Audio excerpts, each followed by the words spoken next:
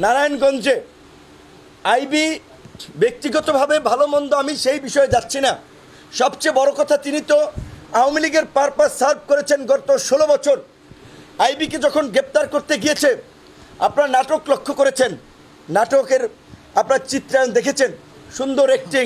Police গ্রেপ্তার করতে গেছে, পুলিশ খোশ গল্প করছে, চা খাচ্ছে, কফি খাচ্ছে, আইবি সাজগুজ করে আপনার এই গ্রেপ্তারের জন্য বেরিয়ে আসছেন এবং এরই মধ্যে জনগণকে সংগঠিত হয়ে তার বাসার সামনে নারায়ণগঞ্জে মিছিল মিটিং করার সুযোগ দিয়েছেন। আর প্রশাসন নীরব দর্শকের ভূমিকায় ছিল। এগুলো কেন হয়েছে জানেন? এই সহজ সমীকরণ আপনাদেরকে মিলাতে হবে। এই আইবি সাবের হোসেন চৌধুরীদেরকে দিয়েই এই সরকারের কিছু কিছু উপদেষ্টারা রিফাইন আওয়ামী লীগ করার স্বপ্ন দেখছে। তাই আমরা বলছি উপদেষ্টাদেরকে, আপনারা এই সমস্ত নাটক করতে গেলে আপনাদের অস্তিত্ব কিন্তু থাকবে না। আইবিকে গ্রেপ্তারের কেন তাকে গ্রেপ্তার করতে গিয়ে এই নাটক করা হলো? কেন আইবির সমর্থকদেরকে এই মিছিল মিটিং করে এই পরিবেশ তৈরি করতে দেওয়া হলো?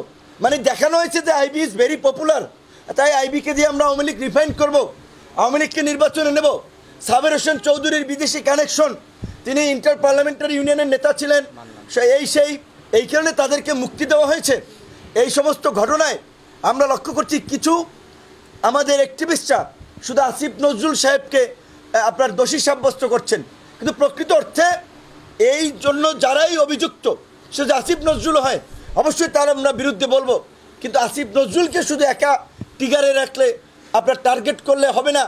প্রকৃত অর্থে যারা এই আওয়ামী পুনর্বাসনে জড়িত, গণহত্যাকারীদের রক্ষায় জড়িত, এই আওয়ামী লীগের দোসরদের ব্যবসা বাণিজ্য এখনও টিকিয়ে রেখেছে, কোন কোন উপদেষ্টা আমাদেরকে খুঁজে বের করতে হবে, তাদের বিরুদ্ধে আমাদেরকে নামতে হবে।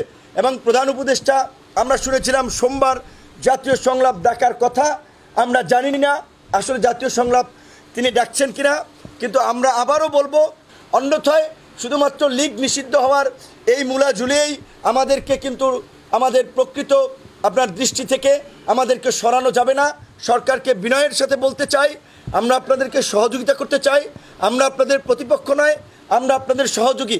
আমাদের যত রক্ত ঝরেছে, যত ঘাম ঝরেছে, তার সিকি পরিমাণও আপনাদের ঘাম ঝরে নাই, রক্ত ঝরে নাই। আমরা যে কয়দিন রাজপথে রক্তাক্ত হয়েছি, ছাত্রলীগ, যুবলীগ, আওয়ামী লীগের পান্ডা লীগের হামলার শিকার হয়েছি, ওই কয়দিন আপনারা রাজপথেও দাঁড়ান নাই, আওয়ামী লীগের বিরুদ্ধে বক্তব্য দেন নাই। তারপরেও আমরা দেশের বৃহত্তর স্বার্থে আমরা আপনাদের সকলকে নিয়েই আমরা বাংলাদেশকে পুনর্গঠন করতে চাই, আমরা এগিয়ে যেতে চাই। আপনাদেরকে আমরা নিরপেক্ষ একটা সরকারের দায়িত্ব দিয়েছি, কিন্তু আপনাদের কিছু কর্মকাণ্ড প্রশ্নবিদ্ধ হয়েছে। কাজেই এই সরকারের উপদেষ্টা পরিষদের পুনর্গঠন ছাড়া এই সরকারের প্রতিও জনগণের পুরো আস্থা ফিরে আসবে না এবং সামনে নির্বাচন নিয়ে সংকট কাটবে না। তাই আবারও আমরা সামগ্রিক প্রেক্ষাপটে জাতীয় সংলাপের আয়োজন করার আহ্বান জানিয়ে আমাদের আজকের এই সংবাদ সম্মেলন শেষ করছি। সকলকে ধন্যবাদ।